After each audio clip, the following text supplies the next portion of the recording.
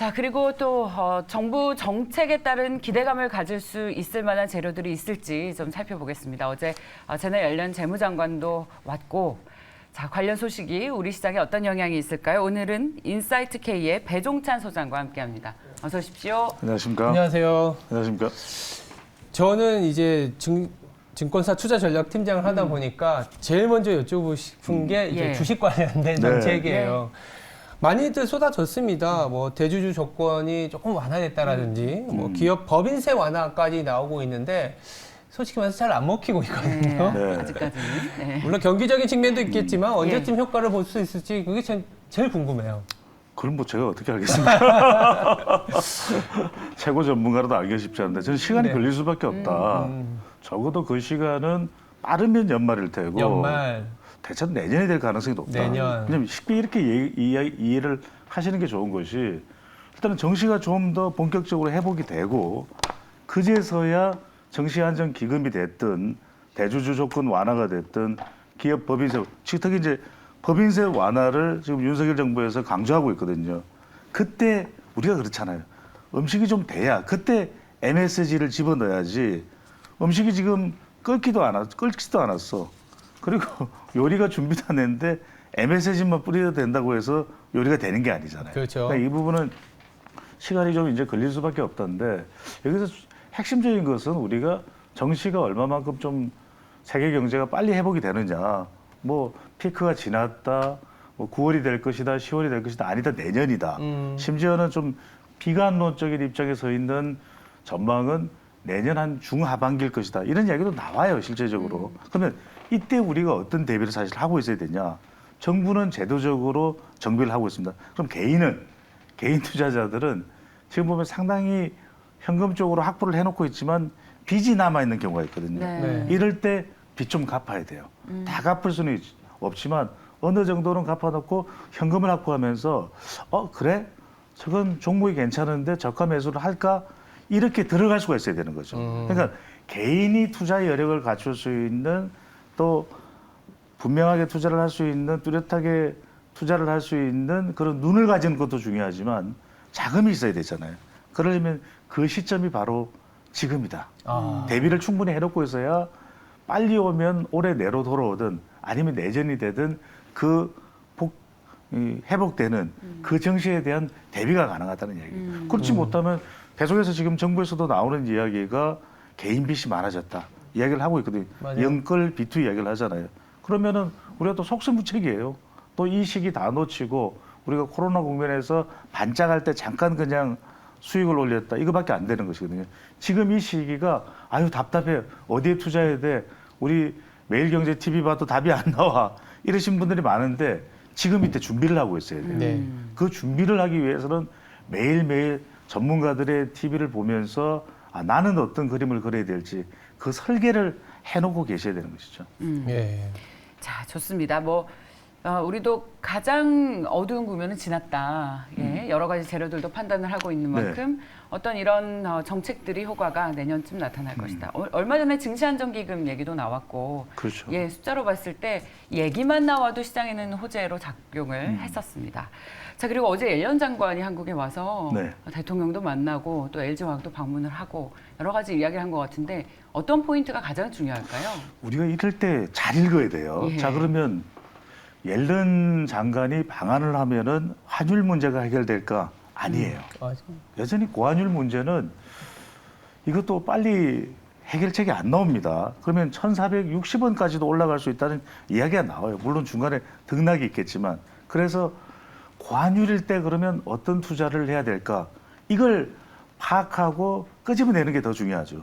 윤석열 대통령을 만났지만 통화 스와프나 또 대북 제재와 관련된 부분은 이야기가 안 나왔어요. 그러니까 지금 우리 투자자 관점에서는 대북 제재보다는 통화 스와프가 체결될 수 있는 많은 분들이 착각하는 것이 옐런 장관은 재무장관이지 그렇죠. 연준 의장이 아니에요. 그렇죠. 전 연준 의장이에요. 업무가 다르죠. 그러니까요. 네. 그래서 전 연준 의장인데 미국의 이 관계자들이 참 흥미로운 게 자기 아니면 노 코멘트를 해버려요.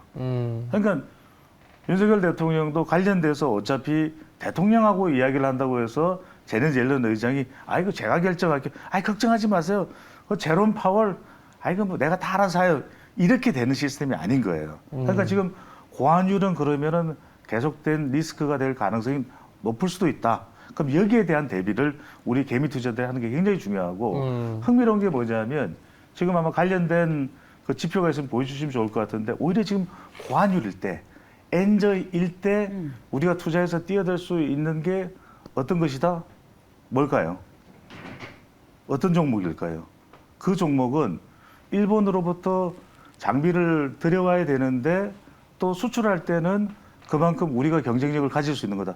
그 대표적인 게 지금 우리가 반도체 얘기하는데 옐런 장관 생각하니까 바이든 대통령이 떠오르고 우리 5월 달에 반도체 기억나잖아요. 네. 그리고 삼성과 현대는 만났어.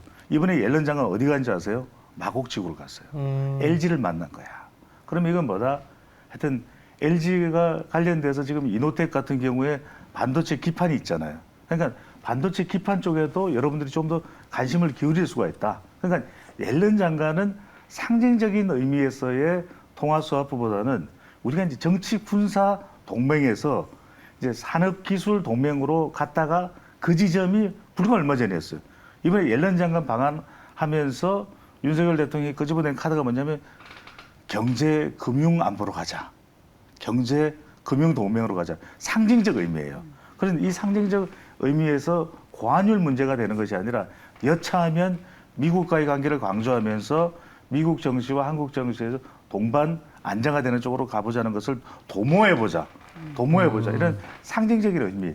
왜냐하면 주식이라는 것도 심리적인 거잖아요. 맞아요. 그러니까 이런 부분들을 주목해서 보시고 읽어낼 필요가 있는 것이죠. 결국은 이제 말씀하신 거는 이제 프렌드 쇼어링에서 우리나라의 어떤 모멘텀이 될 수 있는 부분들도 이제 얘기해 주셨는데 이 프렌드 쇼어링을 얘기하다 보니까 어제 러시아의 에너지와 관련된 얘기가 그렇죠. 바로 다음 질문이 그거였거든요. 윤석열 정부가 지금 원전을 사실 좀 밀어붙이고 있다. 이게 사실 에너지 자립과도 관련돼 있는 이슈지 않습니까? 이거 네. 어떻게 보면 좀 프렌드 쇼어링과도 관련이 돼 있거든요. 그렇죠. 에너지의 수급을 소위 말해서 친진영과의 관계를 통해서 그렇죠. 좀 안정적으로 갖고 가겠다는 거기 때문에 어떻게 보면 어저께 옐런 장관이 왔었던 이 이슈로 인해서 또 원전 이슈로까지 넘어갈 수 있을 것 같아요. 그럼요. 어떻게 보세요? 그 이야기도 꺼냈어요. 그렇죠. 에너지 동맹도 가는 게 필요하다. 굉장히 중요한 질문을 하셨는데 우리가 이런 내용들을 잘 파악할 때 어디다가 그래도 우리가 투자하는데 좀 초점을 맞춰볼 필요가 있다. 무슨 이야기냐면 이 이야기가 나오는데 우리가 이제 K원전 이야기를 할 수 있습니다. 근데 K원전 우리가 주식 투자를 할 때는 무턱대고 하는 게 아니에요. 그렇다고 해서 우리가 가지고 있는 공식이나 기법이나 또 상식이 항상 또 맞는 것도 아니야. 그런데 주식은 결국 과거, 현재, 미래예요. 과거는 그렇죠. 뭐야? 실적이죠. 현재는 뭡니까? 수요가 있어야 되죠. 그다음에 미래는 뭡니까? 가치죠. 그렇죠. 그러니까 이 삼박자가 맞아야 되는데 K원전 실적 좋았느냐? 실적 안 좋았어. 그러면 수요는 있느냐? 수요가 조금씩 있을 만해요. 결국 뭘 보느냐? 가치를 보는 거죠. 그러니까 기존에 우리가 중후장대한 원전 가지고는 안 돼. 근데 SMR 가지고는 된다 이 말이에요. 그죠? 그래서 나토 정상회의에서 윤석열 대통령이 갔을 때도 폴란드 정상이나 체코 정상을 왜 만났겠어요? 그러면 이 정상들을 만났을 때 폴란드나 체코는 원전 건설 계획이 있는 거예요. 이걸 지금 전 세계의 원전 시장을 중국, 러시아가 주도하고 있어요. 우리는 한때 안 한다 그랬잖아요. 탈원전이라 그랬잖아요. 그런데 따지고 보니까 탈원전 하더라도 기술력은 갖고 있어야 될 거 아니에요. 우리가 이렇게 원전 5, 6호기 또 건설하면서 안전을 중시하면서 새롭게 더 효율성이 있는 것이 작지만 작은데 더 힘이 세. 이게 바로 SMR이에요. 그러니까 이 소형 원전에 대한 기술을 가지고 있으면서 우리와 함께 영업 전선에 뛰어들어야 되는 것이 미국이거든요. 미국이 또 원전 기술을 가지고 있다 보니까 우리가 아랍에미레이트의 UAE에 원전 해줘도 상당한 원천 기술을 로열티는 또 미국이 가져갔더랬어요. 그러니까 이런 부분들을 우리가 잘 파악할 필요가 있다. 그 이야기는 뭐냐? 미래 가치를 봤을 때 SMR을 중심으로 해서 두산이든 그러니까 잘 보셔야 될 게 자꾸만 원전 그러면 두산만 해요. 근데 이 원전과 관련된 설계도 있죠, 안전도 있죠, 측정도 있죠.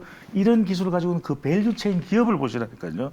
그 기업 중에서 실적과 기술력이 세계 경쟁력이 1위를 가지고 있는 K원전 기술력을 가지고 있는 기업들을 보시면은 좀 더 중장기를 대비한 투자가 가능한 것이고 오늘 또 이야기가 나왔지만 K방산도 좋을 수밖에 없다. 네. K방산은 실적도 좋아. 수요도 있어. 미래 가치도 있다. 이게 무슨 말이에요? 왜냐하면 러시아하고 우크라이나 전쟁 터지는 걸 봤어요. 지금 중동에서도 자주국방 이야기 나옵니다. 그다음에 사우디아라비아도 주로 미국 의존을 많이 하다가 바뀐 것은 뭐냐면 이제는 유럽도 그렇고 중동도 그렇고 인도네시아도 그렇고 우리 K9 자주포를 사요. 근데 K9 자주포 오늘 심심풀이로 한번 동영상을 보시면 깜짝 놀라요. K9 자주포가 기동하는 모습을 보면서 이런 포가 있었어? 이런 얘기가 나오거든요. 그렇다면 이쪽도 계속 뭐 오늘 나왔던 드론 이야기처럼 계속 이 기술력은 향상될 수밖에 없거든요. 그렇다면 K방산도 지속적으로 미래 가치로 보면 그래서 이제 우리가 개인 투자자들 관점에서 볼 때는 K원전이나 K방산은 중장기적 관점에서 포트폴리오 바구니에 담아놓을 수가 있다는 것이겠죠. 네. 방사는 또 항공우주 산업과도 교집합이 있어서 증권사에서도 커버를 굉장히 많이 하지 않았습니까? 관련 네, 주식은. 맞아요. 예. 그렇긴 한데 이제 듣다 보니까 한 가지 예. 우려되는 게 예. 우리가 이제 미국이나 프렌드 쇼어링 얘기하다 보면 그렇죠. 바로 옆 나라 우리나라 수출이 25%가 중국이잖아요. 네. 아, 이 한중 관계가 또 악화되면 아까 그렇죠. 중장기적으로 보시라고 하는 게 이게 깔려 있는 것 같아요. 단기적으로 우리가 중국의 관계가 악화되면 우리나라의 경상수지라든지 우리나라의 수출에 타격을 받을 수밖에 없다라는 생각을 갖고 계신 그럼요. 분도 있거든요. 예. 이 관계가 또 잘 풀어내야 되는 게 외국이긴 한데 우리가 뭐 사드 보복 이야기도 했었잖아요. 네. 오늘 이 이야기를 제가 명쾌하게 분석을 해드리면 아주 큰 일이 일어날 일은 없다. 왜냐하면 이걸 4차원 분석을 해보면 중국 내부를 들여다봐요. 네. 중국 내부를 들여다보면 시진핑 주석도 장기 집권해야 되거든요. 그러면 한국과 경제적으로 끌어오서 중국 경제에도 타격을 받는데 이것을 감수할 리가 없다. 두 번째, 북한과의 관계가 끈끈하지만 북한과의 관계만 끈끈해서 될 일이 아니거든요. 이건 왜냐하면 북한을 어느 정도 수준에서 핵 통제 범위 내에서 가둬두려면은 한국과의 관계도 또 필요해요. 이렇게 저울질을 하면서 가야 되는 것이 또 중국의 공산당의 리더십인 것이고 미국과의 관계를 봤을 때도 한국을 그냥 소리 다룰까? 왜냐하면 한국이 고래 싸움에 새우 등 터질 수도 있지만 고래도 먹고 새우도 먹을 수 있어요. 뭐냐? 그러니까 미중 사이에 둘 다 한국한테 잘 보여. 한국을 자기 편으로 할 거기 때문에 네. 그러니까 우리가 사드 배치나 한한령 생각하시면 굉장히 기억이 아득해지는데 그래도 지금 상황은 조금 달라졌다. 그리고 특히 이제 여기 이 상황에서 중국은 지금 양적 완화를 하면서 잘 아실 겁니다. 네. 그래서 경제를 좀 살리고 지금 당장은 안 좋지만 그렇죠. 살리려 한다면 우리도 이 리오프닝 하는 상황에서 중국과 관련된 사업, 카지노나 관련된 게 있잖아요. 관광이든 제주도도 그렇고 이런 부분들은 우리 투자자 관점에서는 눈여겨보실 필요가 있습니다.